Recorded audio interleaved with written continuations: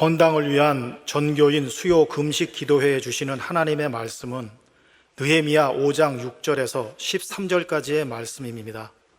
내가 백성의 부르짖음과 이런 말을 듣고 크게 노하였으나 깊이 생각하고 귀족들과 민장들을 꾸짖어 그들에게 이르기를 너희가 각기 형제에게 높은 이자를 취하는도다 하고 대회를 열고 그들을 쳐서 그들에게 이르기를 우리는 이방인의 손에 팔린 우리 형제 유다 사람들을 우리의 힘을 다하여 도로 찾았거늘 너희는 너희 형제를 팔고자 하느냐 더구나 우리의 손에 팔리게 하겠느냐 하매 그들이 잠잠하여 말이 없기로 내가 또 이르기를 너희의 소행이 좋지 못하도다. 우리의 대적 이방 사람의 비방을 생각하고 우리 하나님을 경외하는 가운데 행할 것이 아니냐. 나와 내 형제와 종자들도 역시 돈과 양식을 백성에게 꾸어 주었거니와 우리가 그 이자 받기를 그치자. 그런즉 너희는 그들에게 오늘이라도 그들의 밭과 포도원과 감람원과 집이며 너희가 꾸어준 돈이나 양식이나 새 포도주나 기름의 100분의 1을 돌려보내라 하였더니 그들이 말하기를 우리가 당신의 말씀대로 행하여 돌려보내고 그들에게서 아무것도 요구하지 아니하리이다 하기로 내가 제사장들을 불러 그들에게 그 말대로 행하겠다고 맹세하게 하고 내가 옷자락을 털며 이르기를 이 말대로 행하지 아니하는 자는 모두 하나님이 또한 이와 같이 그 집과 산업에서 털어버리실지니 그는 곧 이렇게 털려서 빈손이 될지로다 하매 회중이 다 아멘하고 여호와를 찬송하고 백성들이 그 말한 대로 행하였느니라. 아멘. 어떤 분이 이런 얘기를 했습니다. 기독교는 힘을 추구하지 않는다. 힘을 내려놓는 종교이다. 글쎄 여러분들은 어떻게 생각하십니까? 기독교가 갖고 있던 힘도 내려놓는 종교이다. 그럴 수도 있고 아닐 수도 있습니다. 정밀하게 얘기를 하면 기독교는 십자가와 부활이라는 능력을 추구합니다. 그 능력으로 세상을 구원하기를 원합니다. 이런 면에서 힘을 내려놓기보다는 하나님께서 우리에게 주신 힘, 능력, 영향력을 바르게 행사하는 것을 추구합니다. 기독교는 2020년 이래 한국 기독교는 한국에서 최대 종교가 되었습니다. 인구의 17%가 교인입니다. 그런데 비종교인에게 호감도를 물어보면 개신교가 6%입니다. 교회를 다니는 사람을 제외하면 한국 사회에서 교회에 대한 신뢰도는 바닥 중에 바닥인 거지요. 예수 안 믿는 사람 100명을 모아놓고 교회에 대해서, 개신교에 대해서 어떻게 생각하냐 물으면 그 중에서 6명만이 호감을 갖는다고 말을 하는 것입니다. 한국 사회의 최대 종교가 되었다는 건 분명히 메시지가 있습니다. 역사의 주인 되시는 하나님께서 어쨌든 한국 교회에 힘, 영향력을 주셨다는 말입니다. 기회를 주셨다는 뜻입니다. 그런데 지금 한국 교회는 하나님이 우리에게 주신 이 영향력을 잘못 사용하고 있거나 혹은 어떻게 사용할 줄을 몰라서 쩔쩔매고 있다는 뜻입니다. 즉 힘은 있는데 그 힘이나 영향력을 제대로 사용하지를 못해서 사회에서 신뢰도가 바닥을 기고 있다. 그래서 10년, 20년 뒤에 한국교회 미래를 장담할 수가 없는 상황으로 가고 있는 것이다 라고 말씀드릴 수 있는 것입니다. 이런 측면에서 오늘 느헤미야 5장을 묵상해 보면 하나님이 주신 영향력을 어떻게 행사해야 되는지 아주 잘 그 길과 방향을 보여줍니다. 느헤미야가 이 페르시아가 파견한 이스라엘 총독이 되어서 이스라엘을 다스리던 때 백성들은 그야말로 내후회환의 위기에 시달리던 때였습니다. 밖으로는 바벨론과 페르시아로 이어지는 외세의 침략에 의해서 백성들의 삶이 도탄에 빠졌고요. 그리고 또 안으로는 이 틈을 타서 지주나 혹은 귀족들, 민장이라고 나오는데 일종의 토호 세력들입니다. 이들이 백성들의 피와 눈물을 빨아먹고 있었습니다. 너무 강하게 말씀드리는 거 아닌가 하시지만은 실제로 느헤미야 5장 앞부분에 나타나는 백성들의 삶이 그랬습니다. 백성들이 흉년이 와서 먹을 것이 없으니까, 농사지을 돈도 물도 없으니까 귀족들과 민장들, 토호 세력들을 찾아가서 양식을 구워요. 갚을 능력이 없지요. 그러면 이들이 너희들이 가지고 있는 토지나 포도원이나 감남원이나 집을 저당 잡혀라. 그러면 추가로 양식을 빌려줄게. 이들이 갚을 능력이 없지요. 그러면 결국은 집이나 포도원을 고스란히 이 대규모의 귀족들이나 토지취주들의 손에 넘겨줘야 됐던 것입니다. 5절에는 보면 심지어 이런 땅도 갖고 있지 못한 경우가 있었습니다. 그런 경우에는 자기 자식을 종으로 팔고 식량을 받아오곤 했습니다. 자식을 종으로 팔고 그 몸값으로 먹고 사는 부모의 심정이 오직했겠습니까? 하지만 이 독하고 질긴 것이 목숨줄이라서 그렇게라도 해서 먹고 살아가야 되는 사람들이 태반이었어요. 그게 느헤미야 시대에 나오는 백성들이었습니다. 이게 뭔가 잘못된 것은 분명히 알겠는데 이걸 해결해 줄 수 있는 사람도 없고 또 누구한테 하소연을 해도 들어주는 사람도 없는 것입니다. 5절 뒤에 보면은 우리에게는 아무런 힘도 없도다. 백성들이 스스로 그렇게 생각했어요.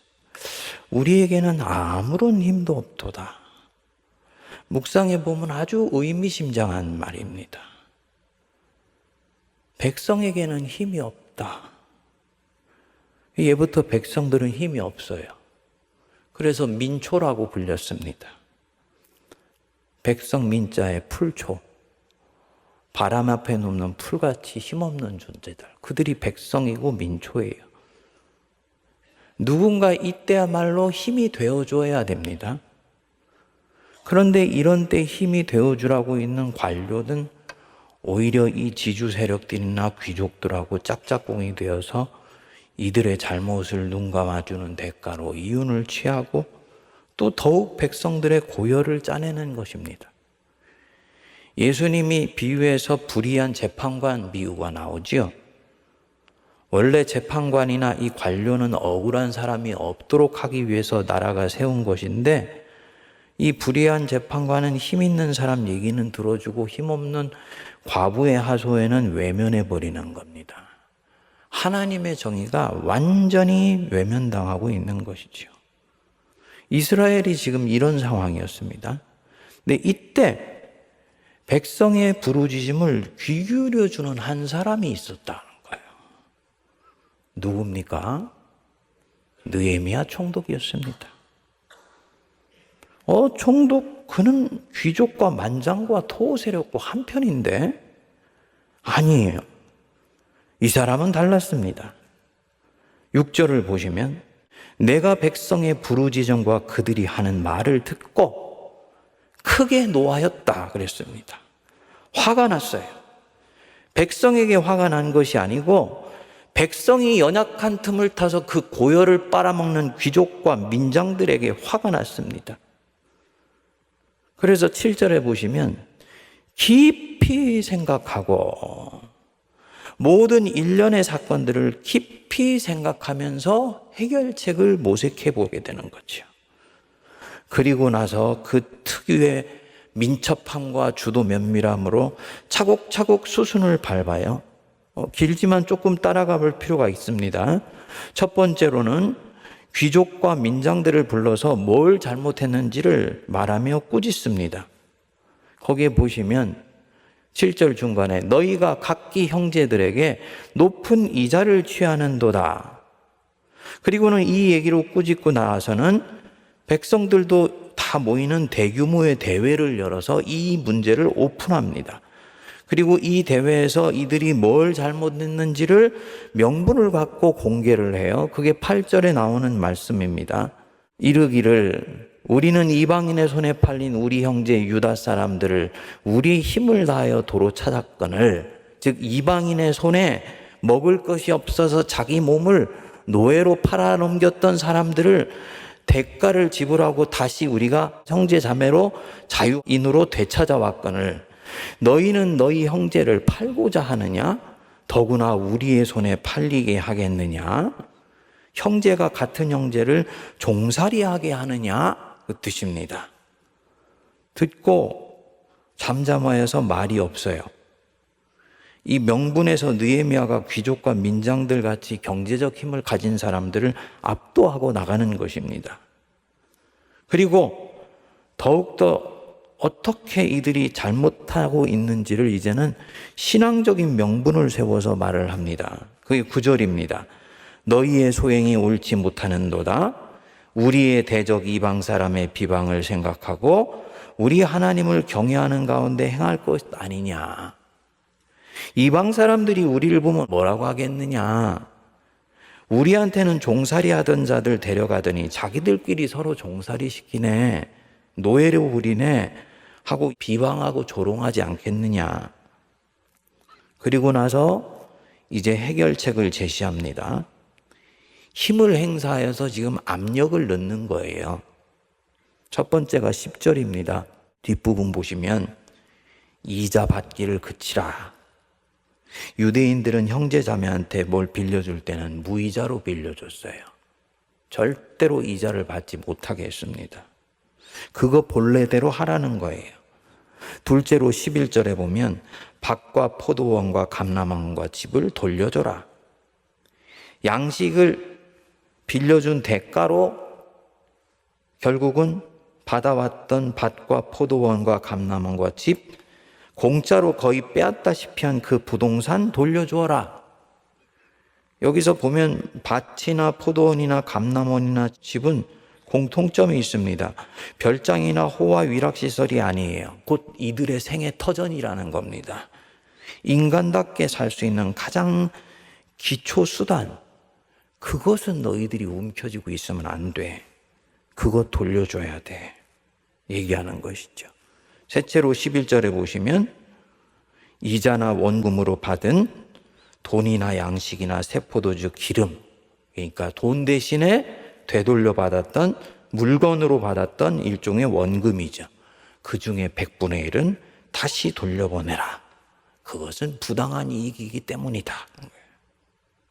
지금 이 총독이 통치권자로서 가지고 있는 힘과 영향력을 거의 극대화해서 사용하고 있습니다. 그래서 부당하게 경제적인 힘을 휘둘리는 이 귀족이나 민장이나 토 세력들에게 압력을 가하는 거예요. 힘을 행사하는 것입니다. 그러니까 이들이 어떻게 나옵니까? 명분이 너무 명료하고 옳고 거기에다 총독의 지시니까 반응하지 않을 수가 없습니다. 12절 중간에 보시면 우리가 당신의 말씀대로 행하여 돌려보내고 그들에게서 아무것도 요구하지 아니하리이다. 묵상해 보면 기꺼운 마음으로 이렇게 했을까? 여기는 아주 나이스하게 썼는데요. 저는 그렇게 보지 않습니다. 이들이 무슨 그 사이에 성령의 감동을 받은 것도 아닌데 그냥 이 총독의 힘, 영향력 앞에 어쩔 수 없이 순종하는 것이죠. 그리고 노예미야는 이들이 어떤 마음으로 하든 상관하지 않아요. 자기의 수순을 밟습니다. 깊이 생각할 때 이것까지도 다 염두에 뒀던 거지요. 마땅히 되어져야 된다고 생각한 것을 차곡차곡 밟아나가요. 그리고 참 지혜로운 것이 여기서 끝나지 않아요. 12절에 보면은 제사장들을 부릅니다. 그래서 제사장들 앞에서 이 귀족과 민장들이 맹세하게 해요. 영적으로 딱 오랏줄을 채우는 겁니다. 그리고 마지막으로 13절에 보면 선포합니다. 내가 옷자락을 털며 이르기를 이 말대로 행하지 아니하는 자는 모두 하나님이 또한 그와 같이 그 집과 산업에서 털어버리실지니 그는 곧 이렇게 털려서 빈손이 될지로다. 이거 한 대로 하지 않으면 하나님께서 너희들의 집을 탈탈탈 털어버리실 것이다. 이렇게 얘기를 하는 것입니다. 아주 백성들의 편에서 읽어보면 속이 시원한데 이 민장들이나 귀족들의 편에서 보면 이거는 거의 반 협박이고 반 저주입니다. 그런데 13절의 끝부분에 보시면 뭐라 그럽니까? 백성이 다 아멘하고 여호와를 찬송하고 백성들이 그 말한 대로 행하였느니라. 자, 보십시오. 6절 사건이 시작될 때 백성들이 밖으로 냈던 소리가 무엇이었습니까? 내가 백성들의 부르짖음과 그랬죠. 부르짖음이었어요. 아우크라이, 그냥 바깥으로 그냥 거의 토해내듯이 내뱉었던 소리들입니다. 처음에는 백성들이 부르짖고 하소연했습니다. 근데 느헤미야가 자신이 가진 힘을 행사하고 나니까 맨 끝에 백성들이 내는 소리는 무엇입니까? 13절에 보시면 아멘하고 여호와를 찬양하였다 그랬습니다. 백성들 입에서 처음에는 세상 돌아가는 것을 보고 불평하고 원망하고 탄식하고 하소연하면서 저주가 흘러나왔는데 힘을 가진 사람이 힘을 아주 적절히 사용하고 났더니 그 백성들이 같은 입에서 아멘하고 여호와를 찬양하는 겁니다. 기독교는 힘을 추구하지 않는다. 우리는 십자가의 사랑을 추구한다. 그거는 50% 진리. 기독교는 힘 자체를 추구하지는 않아요. 진정한 십자가는 하지만 반드시 능력을 가져오게 되어 있습니다. 그리고 이 부활의 능력이 교회에 권세를 가져다 줍니다. 오늘 한국교회는 대단히 생소한 언어가 되어버린 이 권세, 어서러티, 권위예요. 정확하게 하면요, 권위와 힘이 합쳐진 것이 바로 이 권세예요. 영적 권세, 도덕적 권세를 십자가는 갖고 온다. 그리고 이 힘, 그리고 이 영향력은 절대로 나쁜 것이 아닙니다. 그것을 어떻게 사용하느냐가 문제입니다. 예를 들어서 초대교회 때 교회의 수장으로 주교들을 세웠습니다.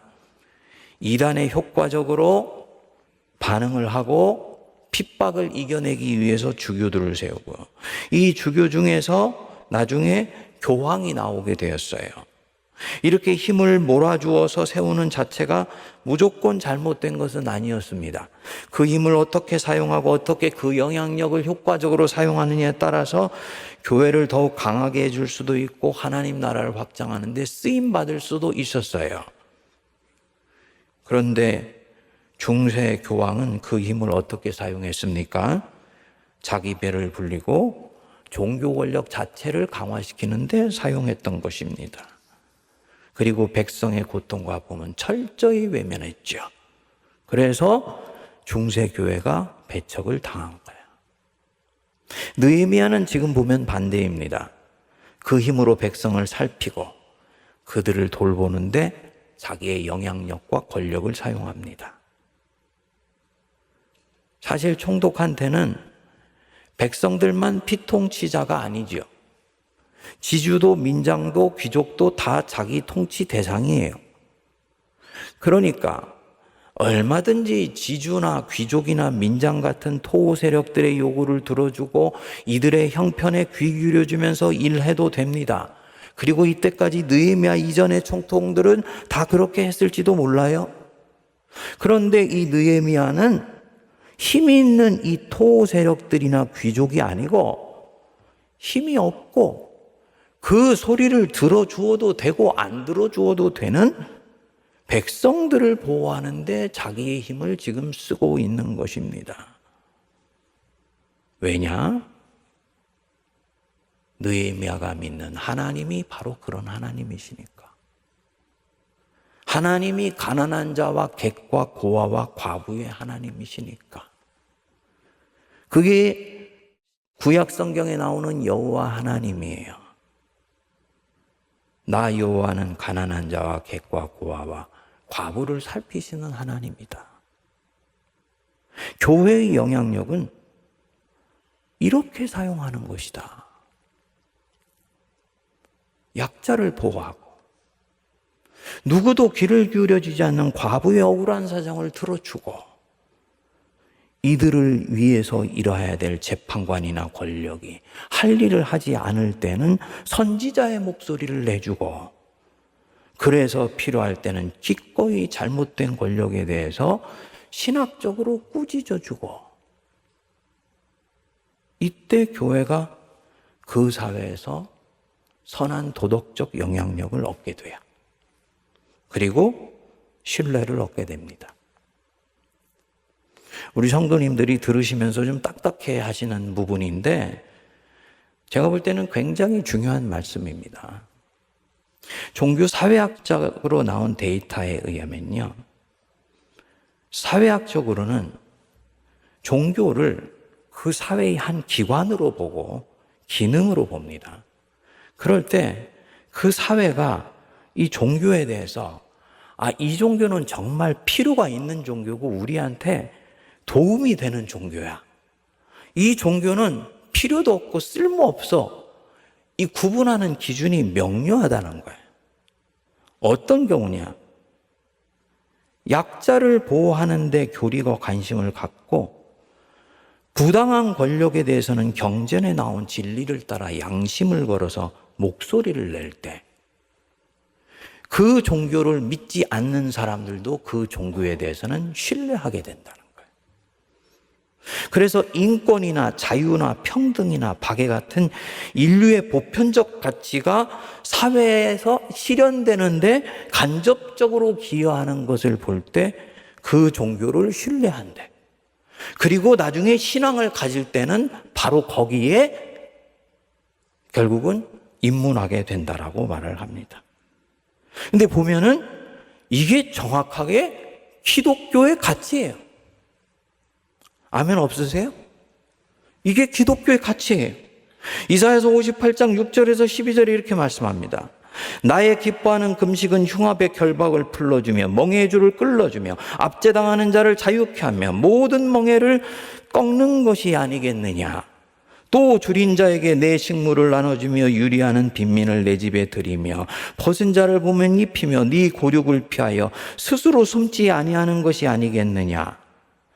그리하면 내 빛이 아침같이 비칠 것이며 내 치료가 급속할 것이며 내 의가 네 앞에 향하고 여호와의 영광이 네 뒤에 호위하리니 네가 부를 때는 나 여호와가 응답하겠고 네가 부르짖을 때는 말하기를 내가 여기 있다리라. 가난한 자들의 외침에 귀 기울여주고 그들의 결박을 풀어줄 때 나 여호와를 너희들이 부를 때 나는 절대로 너희들의 그 부르짖음에 외면하지 않을 거야. 내가 너희들 부를 때 내가 여기 있다고 말할 거야.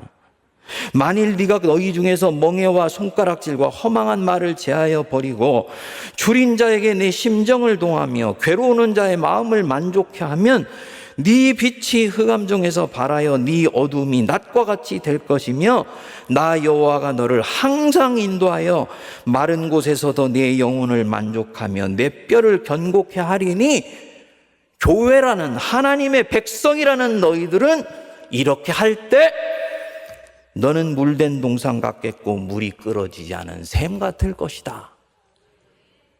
명료하지 않습니까?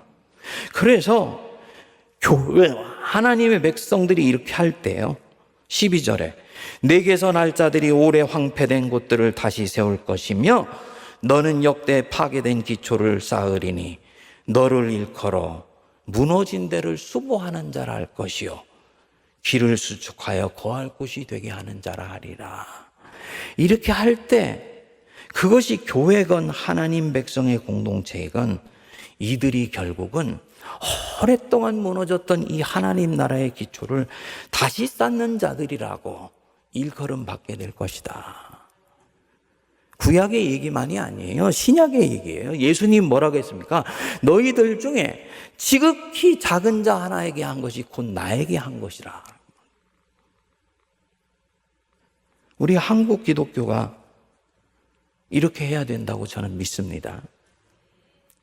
어느 순간부터인가 그런데 우리 한국 기독교는 세간의 다른 이미지로 비춰지고 있습니다. 제가 이번 주 설교를 준비하면서요, 우연히 카드 이자에 대한 기사를 보았습니다. 금융당국에서 처음으로 간편결제 시스템에 의한 수수료를 공개를 했더라고요. 금융당국에서 처음 공개를 한 거예요. 우리가 일반적으로 사용하는 제 여기 호주머니 안에 있는 이 플라스틱 실물 카드 있죠? 요 실물 카드의 수수료가 0.5%. 그런데 간편결제 시스템에서 온라인에서 사용을 하거나 아니면 핸드폰에서 간편결제로 사용하는 수수료가 무려 0.9%입니다. 쉽게 말하면 우리가 특정 온라인 주문업체를 통해서 간편결제로 음식을 배달해 먹는다든지 음식 사 먹고 핸드폰에 나오는 간편결제로 결제를 하면 음식값의 0.9%가 그 음식점 주인에서 간편결제 회사로 수수료로 들어가게 되는 거예요. 놀라운 것은요, 이렇게 해서 작년 1년간 9개 간편결제 회사가 얻은 이익이 순이익만 2조 원입니다. 2조 원 하면 감이 없으시잖아요, 우리는요. 2천억의 10배예요. 2천억의 10배.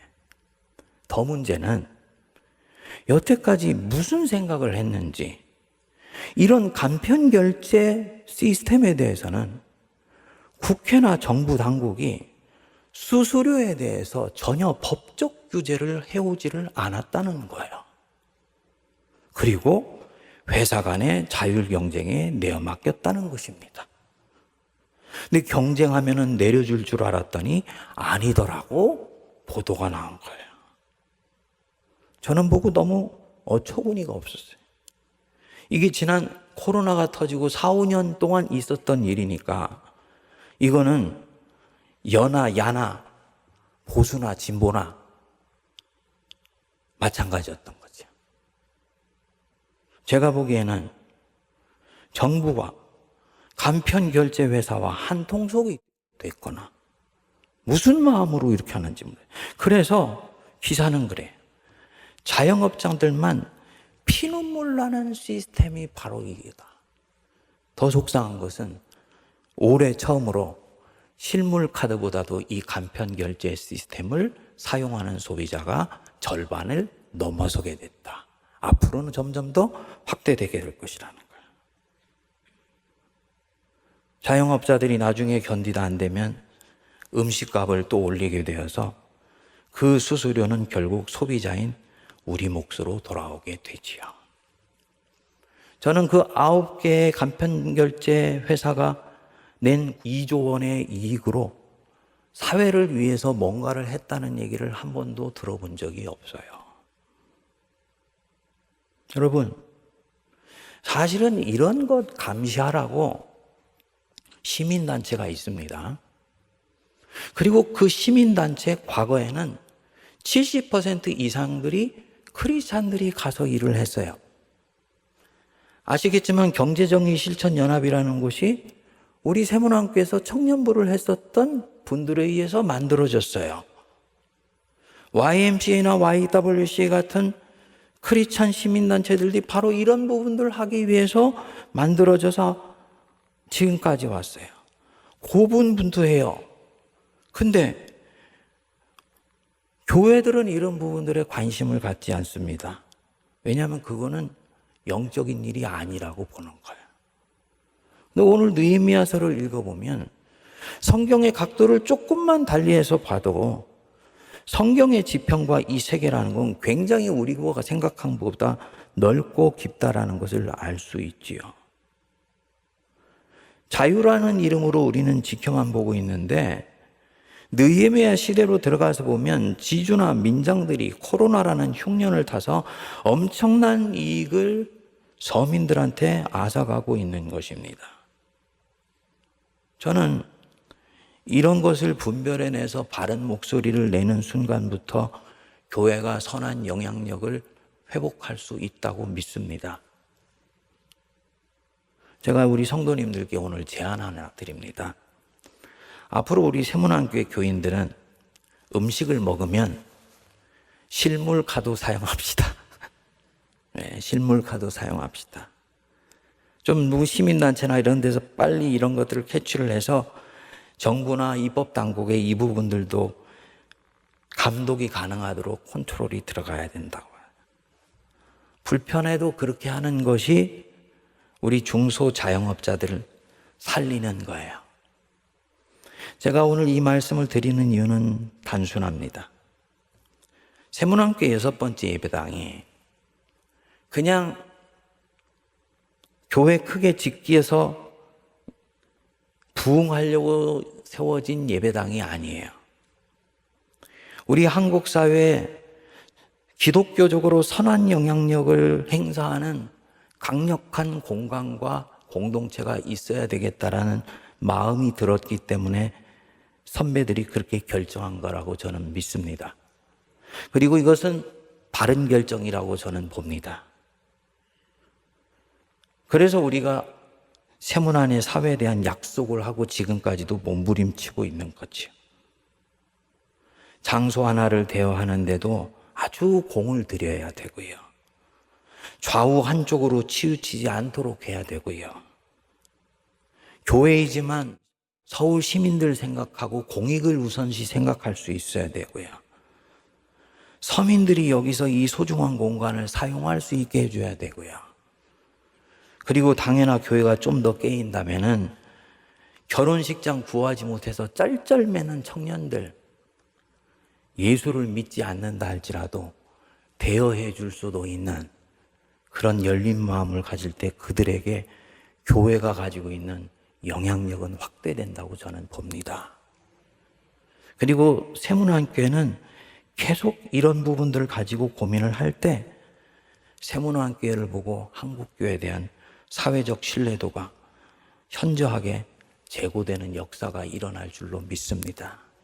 사랑하는 우리 성도님들, 오늘 우리 함께 기도할 때 하나님, 우리 한국교회가 잃어버린 사회적 영향력을 회복할 수 있도록 인도해 주십시오.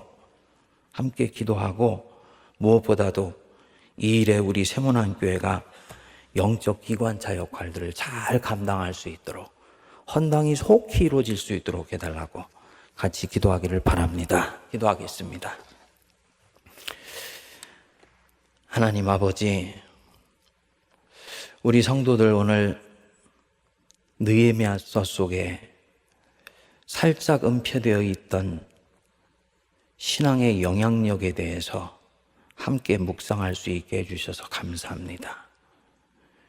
영적인 것은 결코 내면만을 추구하는 것이 아니요 내면으로부터 시작하여 외면으로 흘러가며 개인으로부터 시작하여 가정과 교회를 통해 온 세상으로 흘러들어가야 되는 것을 깨달아 알게 하여 주시고 우리 이 6번째 예배당이 흔들리고 있는 우리 한국교회의 그런 신뢰도를 다시 회복하게 하는 일에 영적 마중물로 사용될 수 있도록 은혜를 내려 주시옵소서.